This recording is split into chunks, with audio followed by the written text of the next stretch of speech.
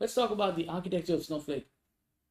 Snowflake is a true software as a service offering, and it's entirely built on cloud, which means it needs no maintenance, no administrative overhead costs, no DevOps, no networking, basically no DBA effort at all. You don't have to worry about provisioning servers for your databases and schemas.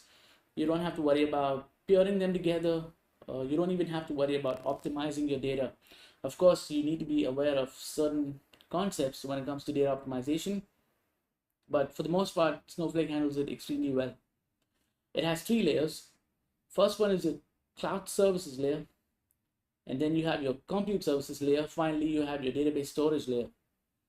Snowflake by itself is built on an architecture which is a combination or a hybrid of shared disk database and shared nothing database. Now, you guys might have heard of these terms, shared disk or shared nothing databases or architectures, but what does it actually mean? Shared nothing architecture looks something like this. As the name implies, nothing is shared across your servers, right? You have your different servers within a cluster, and each of those servers has its own copy of data. So the data isn't shared, nor is the memory shared for obvious reasons because they're different servers within a cluster. When it comes to SNAs, the query is sent to your data. Majority of the applications that you hear of now are built on shared nothing architecture as opposed to shared disk architecture, which looks something like this. The database or the disk is shared across multiple servers.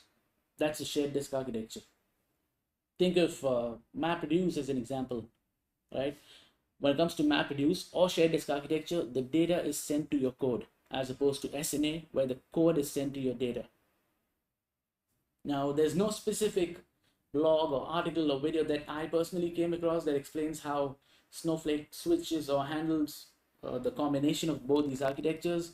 Feel free to share it if you do have more understanding on the back end of Snowflake. But it's important to know what shared nothing and shared disk architectures mean. When it comes to the different layers that we talked about, you have three different layers. Your cloud services, which comprises of your authentication, IAM, access control, query optimizer, infrastructure manager, metadata, and security layers.